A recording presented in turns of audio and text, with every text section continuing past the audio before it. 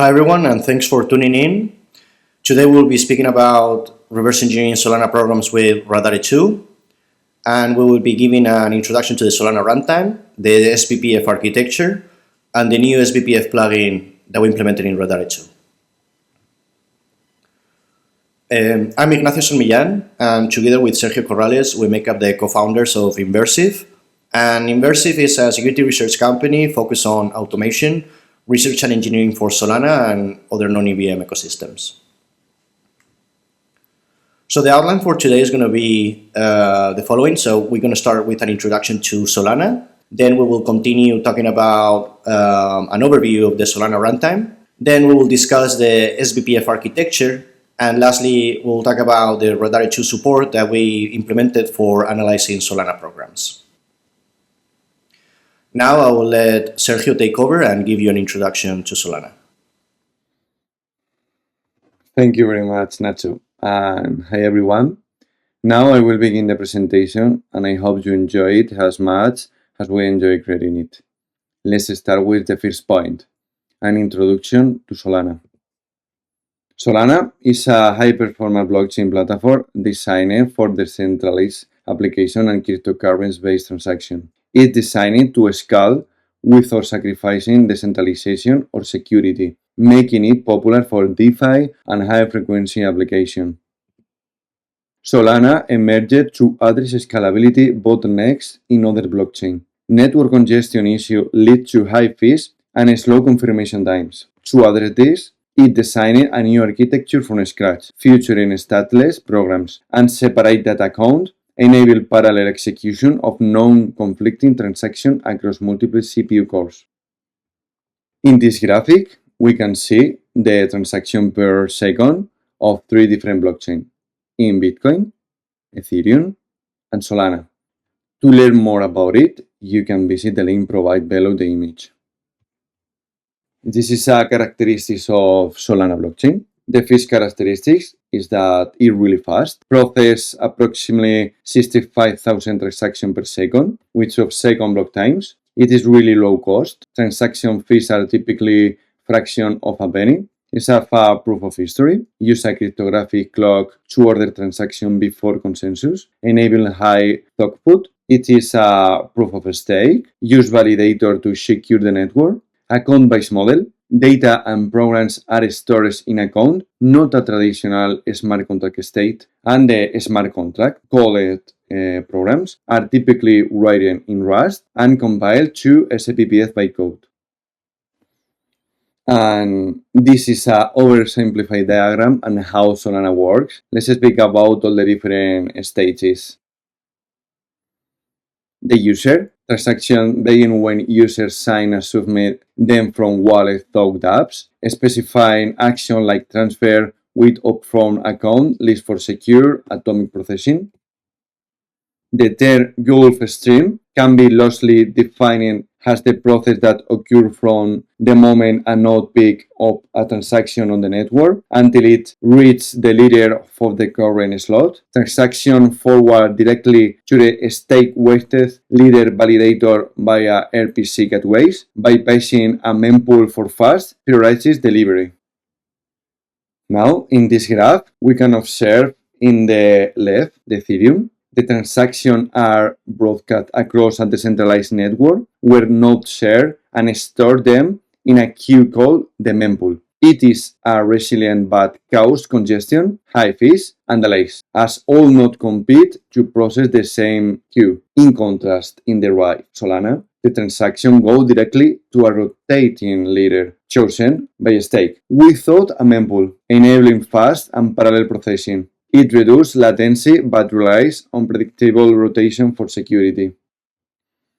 The block building. The leader verifies signature, groups non-conflicting transactions into bundles, execute them in parallel using proof of history timestamp, and assembles a block over a time slot. Turing is the process through which the leader propagates their block to the rest of the network. Validator both block in a single run using toward BFT, selecting the heaviest fork for quick confirmation and final T base of a stake weighted agreement. In the block verification, when a validator receives a new block from the leader via turbine, it must validate all transactions within each entry. And the consensus, validator vote the blocks in a single row using Tower BFT, selecting the heaviest blockchain fork for quick confirmation and final debate on a stake weighted agreement. And in this presentation, we will focus specifically on key aspects of this component in block verification. Now let's talk about an overview of the Solana runtime. The Solana runtime is the core execution environment that processes transactions and executes programs on the Solana blockchain. It encompasses everything from transaction validation to program execution, acting as the bridge between the network layer and the on-chain state. When executing a sBPF program, the BPF layer program handles the complexity of running untrusted code. It serializes the instruction account and data into a linear memory buffer known as the program input. And the program input is then passed to the eCVM, which executes sBPF bytecode, while enforcing compute unit limits and validating memory access. Let's talk about the transaction. Solana's execution model is built on transaction containing instruction. A Solana instruction is the smallest unit of execution logic of the Solana blockchain. It is essentially a command that tells a program what operation to perform. The EVM has a single threaded execution environment, meaning it processes transactions in a strictly sequential manner, limiting itself to a single CPU core of the validator. In this model, interaction with the blockchain state, such as reading or modifying balance in a contract, are implicit, meaning the contract stores and access data during execution without previously declaring which resources will be affected. In contrast, Solana adopts a multi-thread approach where each transaction must be explicitly declared before any execution, knowing which data will be read and which will be written or modified. This is possible thanks to CL-level. This is the integrated parallel processing engine, which enables the eCVM to handle tens of thousands of transactions simultaneously. In this image, show how EVM transactions are processed one by one. In contrast, in this image, this EVM illustrates how the eCVM transactions are processed simultaneously, in parallel, thanks to the shear level. Now, let's talk about the Solana account model. Solana account model have accounts are the fundamental data storage unit in Solana. Every piece of data lives in an account. A program can only modify account it owns. In Solana, account can store up to 10 MB of data. They require a rent deposit in Lamports that is proportional to the amount of data storage. Each account has a program owner. This is the account structure. This is the smallest unit of SOL. One SOL is equivalent to 1 million Lamports. The owner, the ID of the program that owns and controls this account. We have an executable. This is the field indicate whether an account is the executable program. We have a data, an array of bytes that store arbitrary data for account, for executable or non-executable account, and we have the rent epochs, a legacy field that is no longer used. It's tracked when an account goes needs to pay rent to keep its data on the network. In this image, we can observe all the concept we discussed in the previous slide, allowing us to see the structure of the account in more visual way. In Solana, program code and state are stored in separate accounts for efficiency. In the BPF loaded account is the own executable code. The executable is equal to true. In the program account data hold the program bytecode, owned by BPF loader, and data account store state, for example, a balance. The executable is equal false and it's owned by the program. And the steps for creating an account is the first system program create account. And the second step is the then transfer ownership and initialize data. And in this diagram illustrates Solana account hierarchy. The BPF loader on the Solana account, executable with program code, which in turn on the data account, non-executable with program state, highlighting file-like data, executable status, Lamport balance, and owner. And let's talk about the account types. We have a system programs, is creation of new account, space allocation, program ownership segment, and soul transfer. Two that provide access to cluster state data. A program account, commonly called program ID, stores the program's executable code. A data account, a program's executable code is stored in a different account from the program state. And the PDA. The PDAs are deterministically derived addresses using a combination of predefined seed, a PAM seed, and a program ID. Now let's talk about the instruction. When a user submits in a transaction, it contains one or more instructions that execute sequentially. Each instruction invokes a specific program entry point with the provide account and data. The structure of an instruction consists of program address, the address of the contract contains the logic for the instruction behind invoke, an account metadata. This is a list of all the accounts that the instruction reads from or write to. Each account metadata instance consists of a proof key, an assigner, an ice variable, and an instruction data. This is an array of bytes that specify which instruction to invoke in the program. Now, in this image, we can observe the component of an instruction on Solana transaction, including the program address, a list of accounts with their metadata, such as public key, assigner, and variable account metadata, and instruction data. In Solana, wallets are accounts that belong to the system program. Only the owner can change the account data, and transfer is sold requires a transaction to invoke the system program. For a successful transaction to take place, the following must hold. We have a sender account and recipient account. In sender account, each signer is equal true. Allow the system program to deduct its Lamport balance, and each variable is equal true. Allow the account to be modified. In contrast, the recipient account, each signer is equal false, and each variable is equal true. Allows the account to be modified.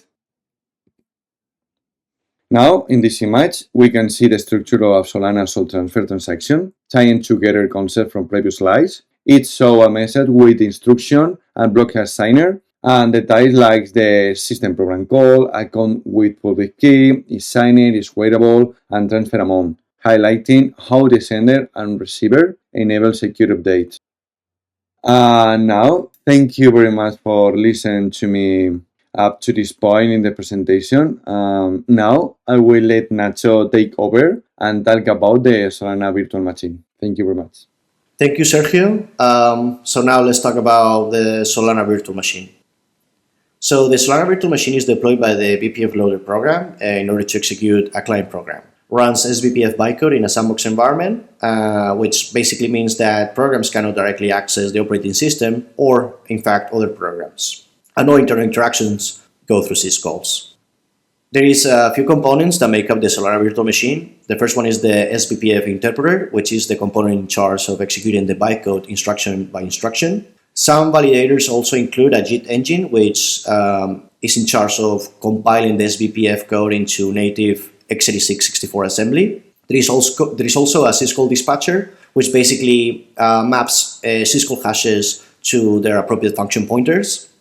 And then there is a series of runtime services ranging from bounce check account access, compute budget tracking, CPI dispatch, to cryptographic operations. So this is just a visual representation of the pieces and components that we talked in the earlier slides and their relationships. So let's talk now about the memory model. So Solana's memory module in the Solana virtual machine partitions a 64-bit virtual address space into fixed regions for secure and parallel execution. In particular, there are 4 regions, which we'll be talking next. And then bytecode runs via LLVM-generated sBPF bytecode, and there are syscalls bridging the VM and host. However, going back to the memory module, let's talk about these specific memory regions. So the first one is the program memory region. And this region basically contains the map ELF binary, and it will contain the ELF binary segments, including the code segment and their data segments. Moving on, we have the stack region, and usually the R10 register, we'll talk about registers in a few slides, but there is a register named R10, and this register usually is used as the frame pointer, and the frame pointer points somewhere within this region. As with any other stack implementation in other architectures, it's very common that the stack grows downwards. Next, we have the heap region, and this heap region is dedicated to delegate dynamic memory. And this region used to be managed via the sole alloc-free syscall, but now is deprecated. And then lastly, we have the input region. And this region holds data structure that is also known as the program input, a series of account entries. And then there is an instruction data length, an instruction data bytes, and then lastly a program ID. So this slide can better represent this layout. So as we can see, we have the account count at the beginning, then an array of different accounts. And these accounts can either be unique or duplicated entries from a previous account within the same account array. And this is denoted by the duplicate info, which in unique entries, this duplicate info has a specific field. Otherwise, this duplicate info field will be an index within this array pointing to which entry was that account entry duplicated from. Then we have the instruction data length, the instruction data, and lastly, the program ID. Okay, there is one last thing that we want to talk about in relation to the Solana's runtime, which is cross-program invocation. So cross-program invocation, or CPI, it refers to when one program invokes the instructions of another program, and this enables program composition in Solana. So internally, CPI instruction does 3 things, or must specify 3 things. The first thing is the program address, which basically this is what identifies the program to invoke. Accounts, which is a list of every account the instruction reads or writes to, and then the instruction data. And the instruction data essentially is the data that make up the parameters for the specific instruction being invoked. So when a program performs a CPI to another program, the privileges of the initial transaction signer extends to the invoked program, and the invoked program can perform additional CPIs to other programs up to the depth of 4. And then programs can sign on behalf of PDAs derived from the program ID. So this is basically a diagram that explains the flow when a CPI takes place. So let's say that program A wants to invoke an instruction on program B. So what program A will do is we'll build an instruction and then we'll prepare the account fields needed, and then we'll call a specific syscall that will be in charge to actually perform the CPI. When that syscall is invoked, then there will be a series of runtime checks. And then the syscall, if all of the checks pass, then the syscall will be dispatched, and then the instruction at program B will be invoked. Okay, so until now we talked about many things on the Solana's runtime. So we feel that there is way too much information, so we wanted to really have a way of consolidate all of this information, and we came up with this diagram in order to do so. Take in mind that this diagram is a simplified, overview of everything that takes place, but we think that is good enough to at least consolidate the information that we've been talking about until now. So let's start. So let's say that a client wants to make a transaction. So the client will need to build a transaction, and a transaction is basically split into 2 pieces. One is the signature, and the other one is the message. So the client has to actually sign the transaction, and that signature is basically placed in its own location. And then there is the message, which is essentially the body of the transaction. So this message is composed of instructions, and each instruction is composed of a program ID, accounts, and data. So when this transaction wants to be sent, basically it's sent to a validator through an RPC node to the network.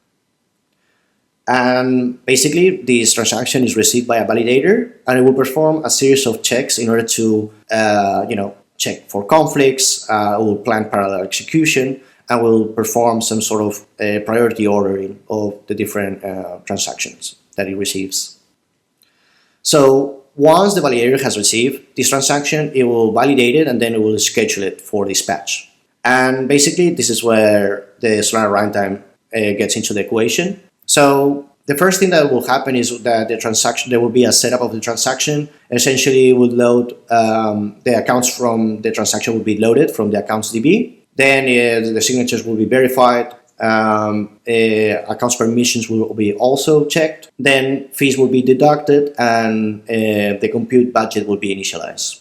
So for each transaction, the instructions will be iterated, and then for each instruction, there will be a series of different checks, mainly involving the program in which the transaction belongs to. So the first check that will be done will be to evaluate whether the target program is a precompiled program. So a precompiled program is nothing but a program that, a native program that does a series of signing validation tasks. So and basically, if the program is a precompiled program, then the precompiled program will be executed. Otherwise, then the program ID will be checked, and it would, in order to assess whether the target program is either a native program or a BPF program. And depending on whether it's a native program or not, then different things will be done. If it's a native program, then the actual native program will be executed, and there is many different native programs, such as the system program, the vote program, the stake program, etc. If the target program is not a native program, then essentially the BPF loader native program will be invoked, and it will be in charge to deploy the Solana virtual machine in order to execute that non-native target program. Before doing so, it will actually check whether the target program is in the program cache, and if not, then it will load, parse, verify, and perhaps even git compile the target program.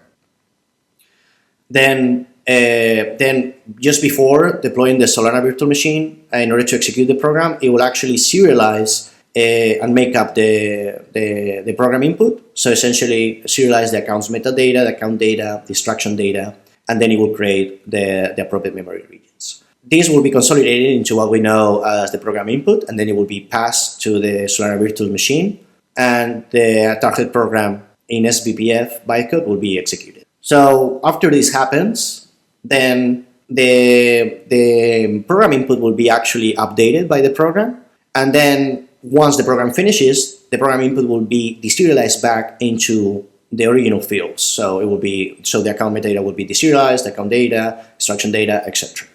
A series of checks will be performed, but essentially, basically it will be assessed whether all instructions succeeded. If all instructions succeeded, then it will write the modified accounts to the accounts database. It will update the accounts running blocks. It will record the transaction in the block store, and then it will emit the logs and the return data from the actual instructions. Otherwise, if there is even one instruction that failed, then all account changes will be reverted. It will record the transaction as failed, and then it will emit the appropriate error logs from the actual instruction. And then finally, the transaction result will be sent back to the client, and that's pretty much about it. Okay, okay. So let's talk now about the specifics of the sBPF architecture. So sBPF, or Solana BPF, is a modified high-performance version of the original extended BPF architecture, which was originally used in the Linux kernel for network packet filtering. On the other hand, Solana BPF is designed to run untrusted programs safely inside Solana validator nodes. We already covered this, but just to emphasize that Solana programs are compiled as ELF binaries, and these ELF binaries are the ones that contain this sBPF bytecode. So this table showcases some of the most fundamental differences across eBPF and sBPF. However, this is not an exhaustive list with all of the different bits of changes across these different architectures, but it showcases how they are fundamentally different. So the sBPF instruction set architecture is based on the original extended BPF architecture, however with Solana specific extensions. And this instruction set architecture uses fixed 64-bit instruction encoding, and all instructions follow the following bit layout. So from bit 0 to bit 7 we have the opcode. From bit 8 to bit 11 we have the destination register. Then from bit 12 to bit 15 we have the source register. Then from bit 16 to bit 31 we have the offset. And then from bit 32 to bit 63 we have the immediate.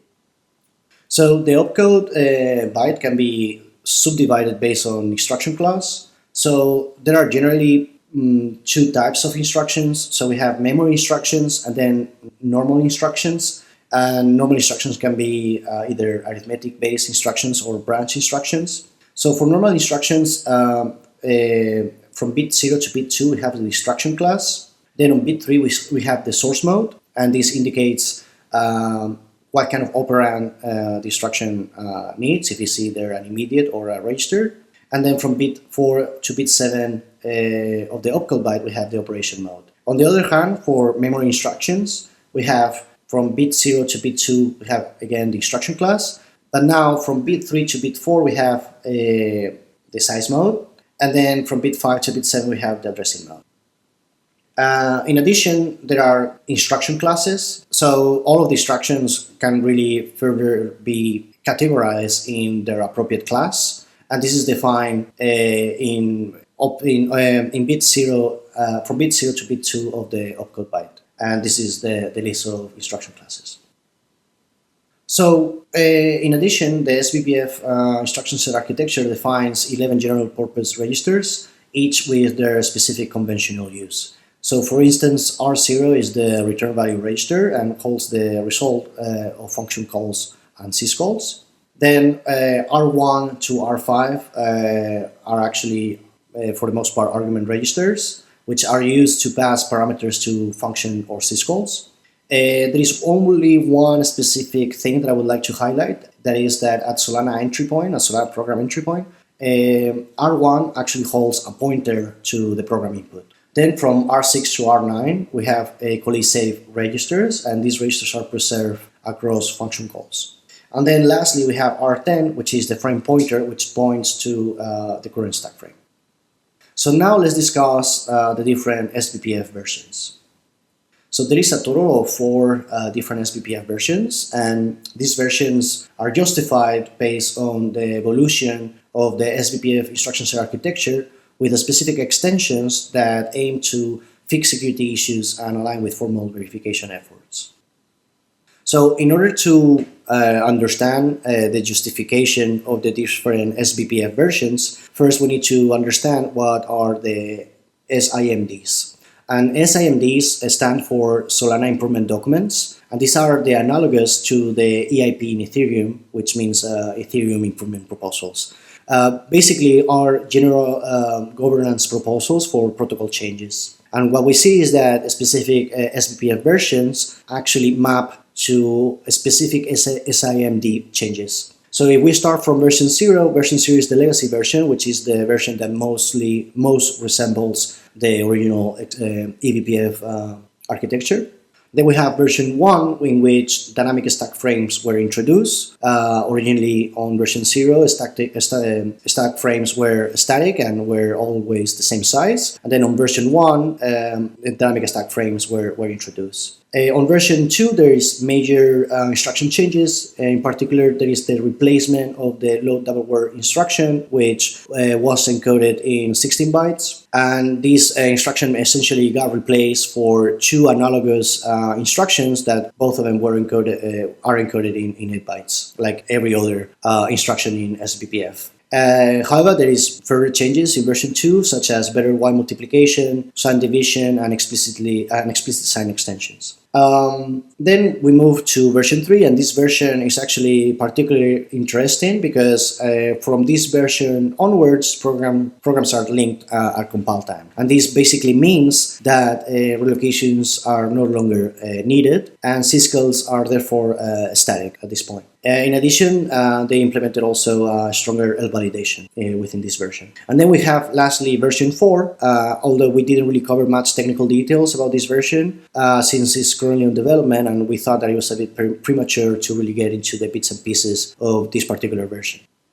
So let's look at the differences between version 0 and version 1. As we mentioned, version 1 introduces the concept of dynamic stack frames, and this can be visually showcased in this slide. So if we see in the left, we see particular function preludes on version 0, and we don't see anything particular or any construct denoting the creation of a stack frame. And in fact, stack frames are actually transparent to the actual bytecode. The actual Solana virtual machine actually ensures that there is a stack frame created after each function call. However, in version 1, we can see immediately the first instruction is actually an add64 instruction on R10, which points to the actual pointer to the stack frame. And we see that this instruction is actually adding a negative value to R10, therefore subtracting the value of this register. And with this subtraction, it's actually moving the pointer of the stack in a way that is dedicating stack space for this specific function frame. So we don't see it in this slide, but also the exit instruction, which is the return instruction in sBPF, also has another add instruction, which actually restores the stack pointer to the original value before this function. There are other significant changes across version 1 and version 2. For instance, we can see that most of the memory instructions are now replaced. And in particular, we can see this change that I mentioned earlier, in which the load double word instruction, which at the time was encoded in 16 bytes, was replaced for two analogous 8-byte encoded instructions. And we can see this in version 2. In addition, version 2 not only introduced new instructions, but actually also changed the encoding of already established instructions. For instance, we can see the encoding of the indirect call instruction, callx. We can see that the encoding of this instruction changes across version 1 and version 2. And then lastly, there is also differences across version 0 to version 2 in relation to version 3. And for example, we can see that the opcode of the exit instruction changes in version 3. And there are justified reasons why these changes took place. But I just want to emphasize that without actually taking into account the specific sBPF version, you might actually disassemble the binary in a completely wrong way. Okay, now let's talk about sBPF relocations.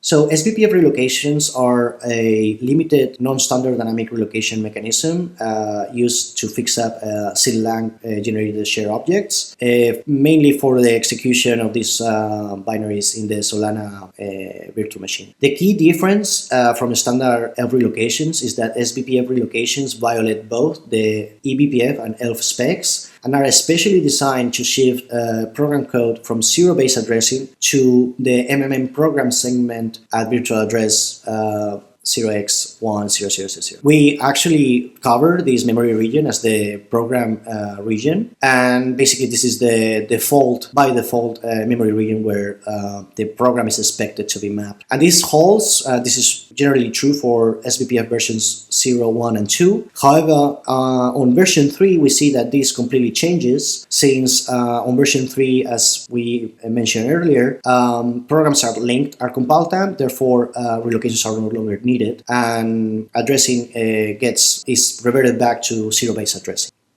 So sBPF supports exactly 3 different relocation types, and these are RBPF 6464, RBPF 64 relative, and RBPF 6432. So let's start with eBPF 6464. So this relocation sets an absolute address of a symbol as the 64-bit immediate field of a load double word instruction, or then their analogous instructions on version 2 and above. And these are the specific technical details of the relocation, but I think it's better shown on the next slide in a more visual manner. So this is where the relocation takes place, and as you can see, is taking place within the encoding of what would be in version 0 at our LDDW or load double word instruction. The relocation is applied in the same way as in a load double word instruction. However, in version 2, as we mentioned, this instruction gets replaced with 2 analogous instructions, each encoded in 8 bytes, but the relocation really stays the same. And the thing is, like, this instruction actually loads a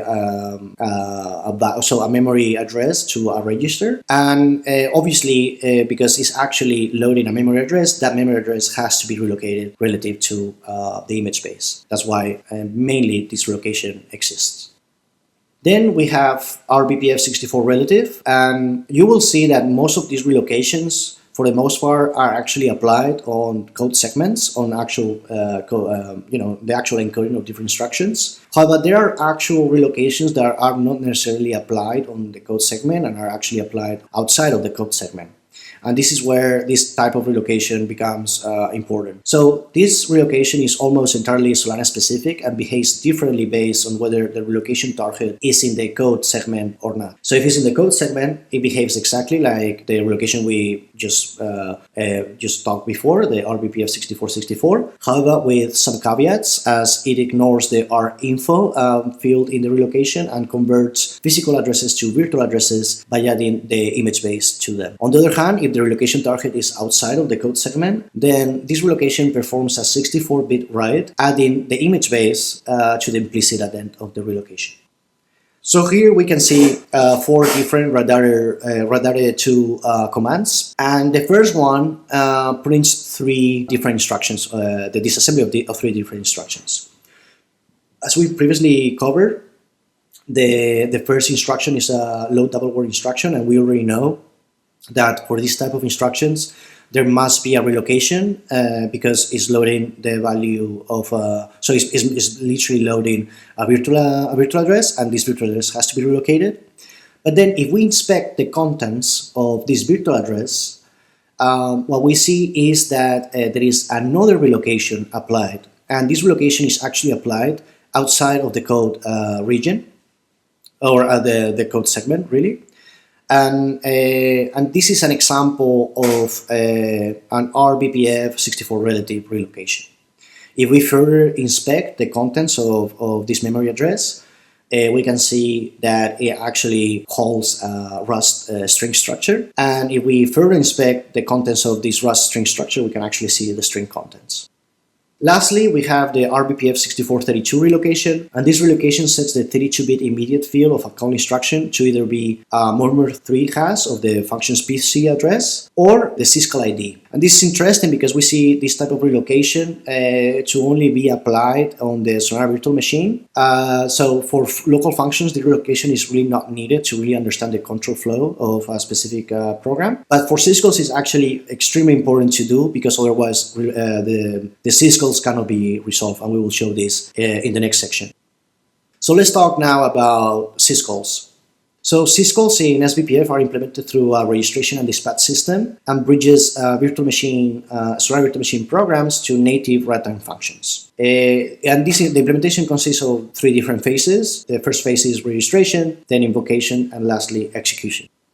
So Syscall registration. So Syscalls are registered into a hash table during the initialization of the Solana virtual machine, and each Syscall entry contains a murmur332 hash of the Syscall name as the key, a function pointer to the actual native implementation for that Syscall, and then the Syscall name string. So we can see here how FireDancer actually registers the Syscalls, and we can see that it uses as the key the murmur332 hash, as previously mentioned, using the name of the Syscall and also applying the seed 0 to them to generate the murmur332 hash. Then when a program executes a syscall instruction, which this can vary depending on sBPF version, then the interpreter handles it in two ways depending on the sBPF version. And the reason is that for version 3, the syscalls are static, and for versions 0 to version 2, these are dynamic syscalls. So when syscalls are dynamic, the syscall hash is looked up dynamically. On the other hand, when on version 3 and above, on static syscalls, use direct indexing for better performance. So let's look at how sBPF 6432 relocations actually impact the resolution of syscalls. So we can see here a syscall before applying relocations on the left, and we can see that within the syscall instruction encoding, we can see the value 0xFFFF, and then we see on the right that after applying the appropriate relocation to the syscall encoding, we can see this value. And this value, we actually check some of the fire dancer tests, we see that that is the actual hash for the sol-log syscall. So this really just showcases how important applying relocations for older versions is in order to appropriately resolve syscalls. It's also important to mention that the syscall opcodes actually also change across different sBPF versions. So for instance, across version 0 and version 2, the syscall opcode remains the same and is 85. But then starting from version 3, the opcode for syscalls changes and becomes the opcode 0x95. This is important, again, another example of why evaluating the disassembly of a specific program, taking into account the specific sBPF version, is extremely important. So when a syscall executes, different things happen. The first one is that the compute unit deduction takes place. So every syscall starts by deducting compute units, which is typically 100 compute units, with additional costs for specific operations. Then there is memory translation applied from the VM to the host. And during this memory translation, bounce checks are actually performed and validated. Then there is operation execution, so every syscall does something different and can range from hashing, memory operations, CPI, etc. And then after the execution of the syscall, then there will be return values from that specific syscall. Usually, this return value is stored in R0, although some specific syscalls implement multiple return values, which implies that some other registers might be updated after the execution of the syscall. Okay, at this point in the presentation, we already covered all of the theory. We thought that covering all of this theory was necessary in order to provide context on what we actually implemented in Radare, and also for education purposes, in case anybody is actually interested in how Solana works, or at least a brief introduction of the internals of how things work under the radar. But now we're going to talk about exactly what we did in Radare and how we can use the commands that we implemented and the plugins we did in order to analyze Solana programs. So these are a list of the problems that we solve. So the first one is support for disassembling various versions of sBPF, in particular version 0, 1, 2, and 3. Version 4, we left it aside. Again, we think that is a bit premature to add support for that version because it's still in development. So we leave that aside. We also added support for sBPF specific relocations. That entails also the support for syscall identification. Also, with the help of Pancake, we also added sBPF pseudo decompilation. So thank you very much, Pancake, for supporting us and helping adding this feature. And then lastly, we also implemented rush string detection, which actually is a bit more complex than what it seems like, but also, it's not too bad, but it does have its caveats. So let me show you all of this in a demo, and we'll get back over to the presentation right away. Okay, so let's showcase what we have in Radare 2 for analyzing Solana programs. So before anything, let's look at a simple program that I have here. So this Solana program essentially has one instruction with one parameter to it, and basically emits this message and fetches this hello world account and sets the input field to it as the input parameter. and then just checks whether the input is bigger than 200 and the input is less than 210, and if that's the case, it will just panic with this number is magic. So it's just basically this. So now let's see how we can figure out where this function is in a Solana program and whether we can make sense of it. So just so that everybody understands what was the state of the art just before, we changed this project. So the only architecture that was available before was BPF in Radar 2. So if we open the file, we can see clearly that there are some invalid instructions.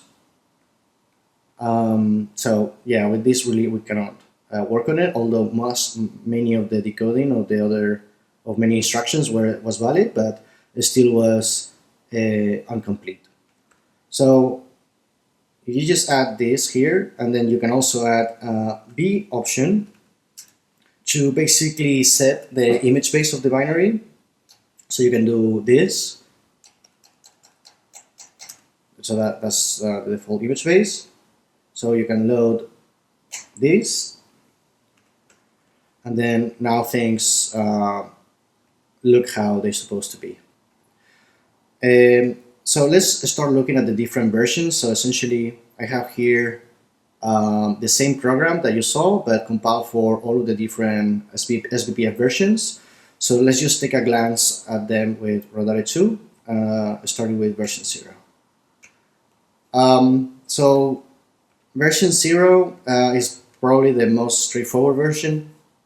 So essentially, what we want to do is where is the initialize fn instruction function, right? So if we check symbols, we will see that there are not that many symbols.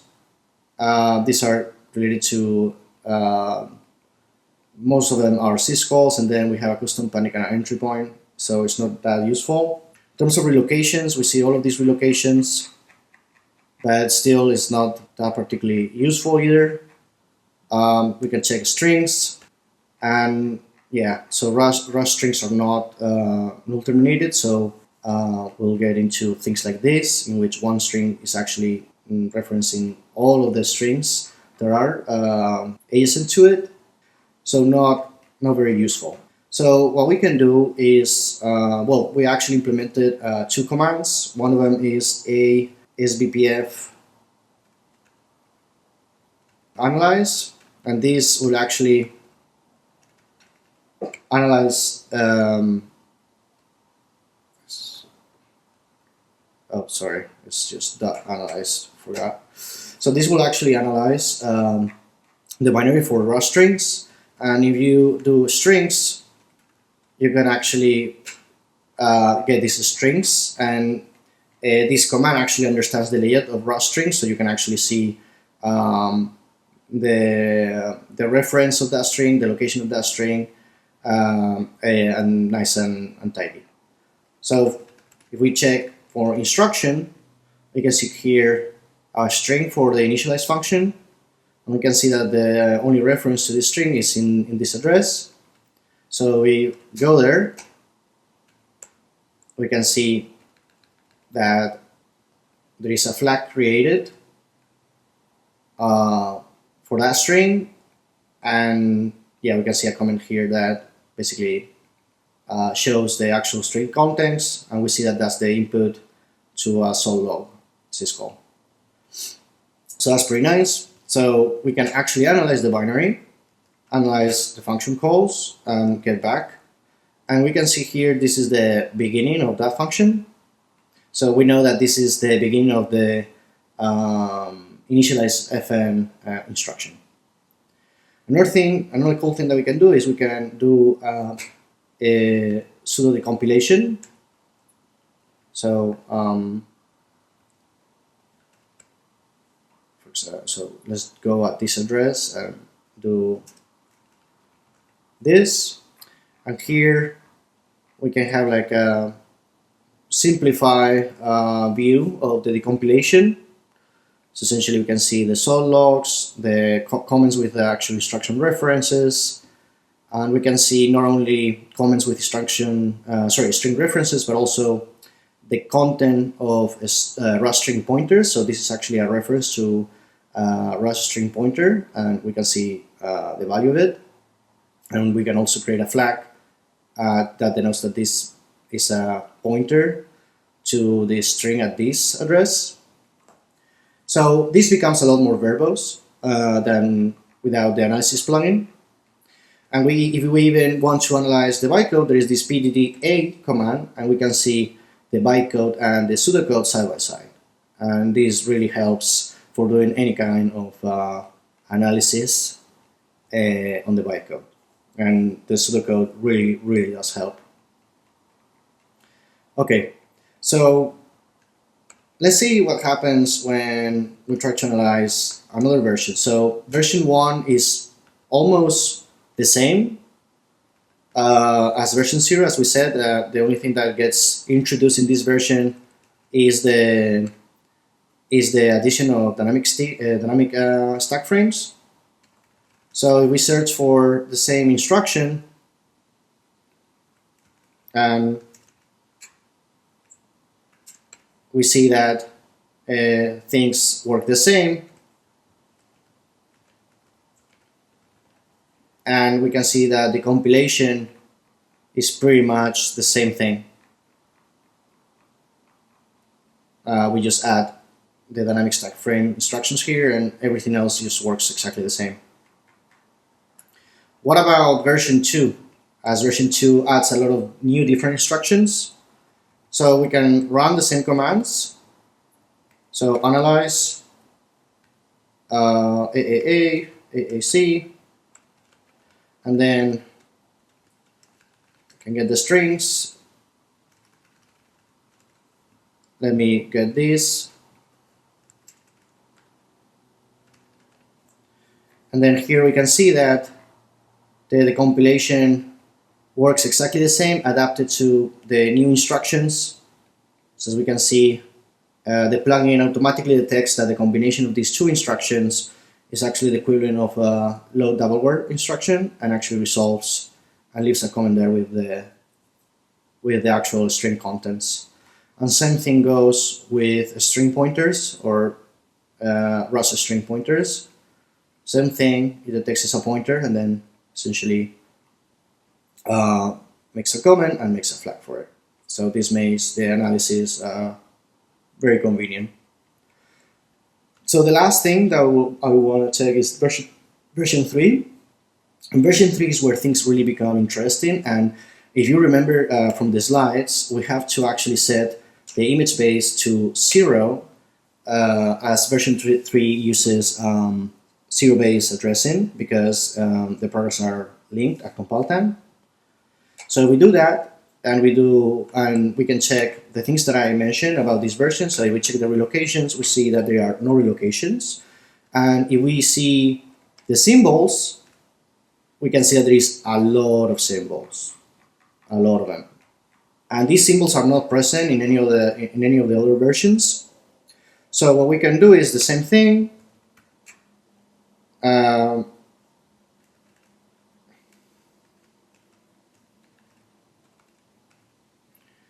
Get this sBPF analyze the strings, and we can get here.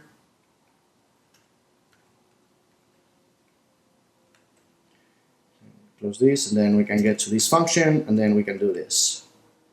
And let's do this better. And we can see that with the extra symbolic information, suddenly things become extremely verbose. So as you can see, everything works as in the other versions, but then now we have the actual name of the particular functions. We can even get symbols on actual data, on actual symbols that might get loaded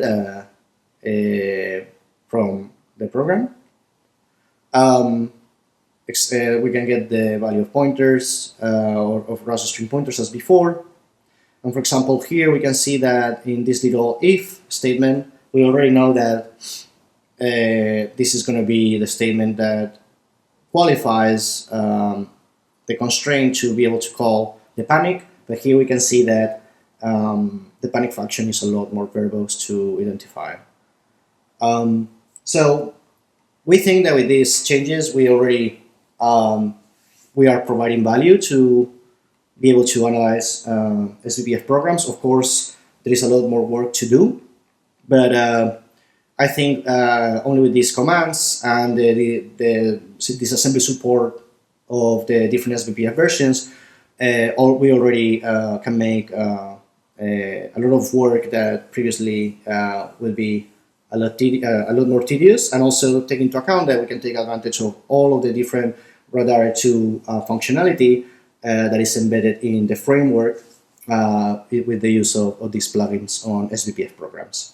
So that will be the end of the demo. So I hope you liked it. So moving forward, as you see, some of the commands and the plugins for sBPF that we implemented, we think are particularly useful, but we know that there is a lot more work to be done. So we aim to keep contributing to Radar 2 and enhance the features of the sBPF plugins to give back to the community, and hopefully maybe other people will use them in order to enhance or enrich their analysis pipelines or whatnot. We aim to support inline stack string detection, which is something that we currently don't do. And we also plan to highly improve the pseudo decompilation via R2DEC. And we are likely going to implement more features. So I will invite you to stay tuned for more updates on our website, inversit.xyz. We also wanted to give the appropriate credit to all of the different contributors of Solana that we took references from. FireDarzer, RBPF, Agave, also Helios, Squad, and various different Solana resources. So yeah, we wanted to thank all of you for providing that information and documentation. And we also wanted to thank the Radar community, and particularly Pancake, for helping us implement the changes that we wanted. And yeah, if anybody is interested in reaching us, you can reach us at contact@inversit.xyz, and feel free to reach out to ask any questions or any queries that you might have. And again, thanks so much for watching the presentation, and I hope you liked it.